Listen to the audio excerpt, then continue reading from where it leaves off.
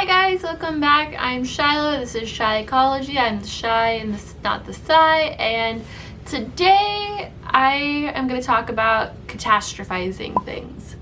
So when my therapist sent me this email about to talk about it, I felt personally targeted. I even told her that. I was like, did you I feel personally attacked right now. Did you send that to me? She's like, oh, I didn't even think about it, but yeah, it kind of like regards to you. And catastrophizing things is like making a bigger deal out of things that they actually are. And I am so good at this. So there's two types of catastrophizing things. There is the first type, which is kind of like in the moment sort of a thing. Like imagine a car salesman and he is sitting at his desk and he's like, God, I haven't sold any cars this month. I am a terrible person. I'm gonna get fired. Like the world is going to end, basically, because they didn't sell a car. I mean, I've been in that spot. I constantly think like, oh my gosh, I didn't do this. This means I'm gonna get fired from my job. This is terrible. The second type is closely related, but it's more of a mental and future, like catastrophizing things like, oh my gosh, I said this and now my partner's going to leave me and he's never gonna forgive me, da da da da. Like more of like you kind of like strike out before you're even up to bat, basically. Like you just like, well, what's the point in trying if I'm just gonna fail? You know, it's never gonna work. I'm never gonna apply for this job because I'm not gonna get it. What's even the point? I'm not qualified for this. I do both. I am so good at pretending the world is going to end. It's part of the reasons I have really high anxiety is I really think like I make my boyfriend call me when he gets home because if he doesn't, that means he's dead. And I genuinely believe that. And I know it's crazy and it's psychotic, but that's just me and that's just the way I think. But, the whole thing about catastrophizing and is just, deep down, like I know deep down my boyfriend's hopefully not dead.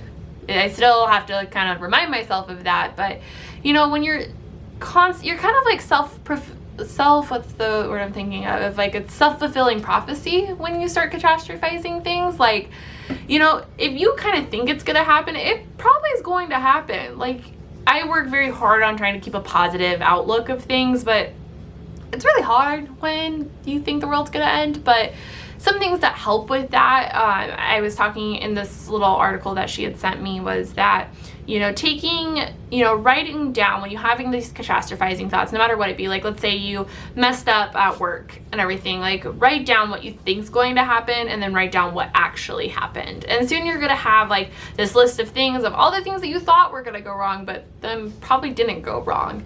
And it's a good way of like recognizing like how much you actually catastrophize things and how much you're actually overthinking it and making a mountain out of a molehill, which I've been told I do many of times because it's really not that big of a deal, Shiloh. I swear I've heard that statement to me.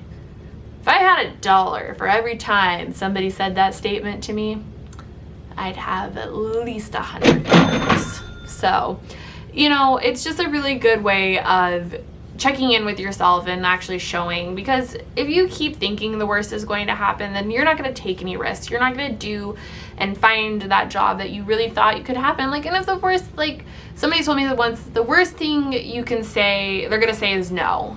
And if that's the worst thing, that's actually not that bad.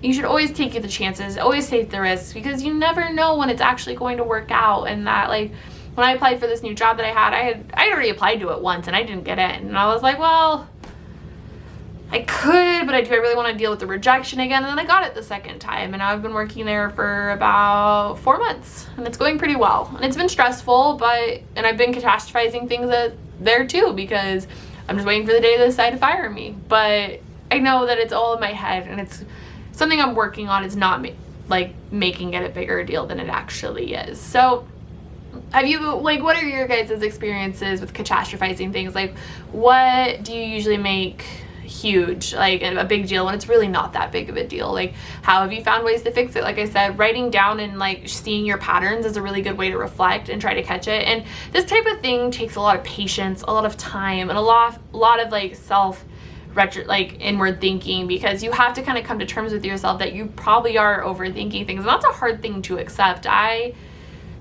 know that I overthink things a lot, and it's something that I'm working on, and I have been working on for probably about 3 years since I've met my therapist. So let me know how you guys have identified with it, if there's anything that you've found helps, like another tip about trying to remind yourself that the world's not going to end. I'd love to hear it. If you want to hear more about me talk about the brain and how it can get sick and how we deal with it, hit that subscribe button, hit the little bell so you know when I'm going to pop up on your screen. Like I said, let me know in the comments what you think about this subject, and I'd love to hear more. Okay, bye!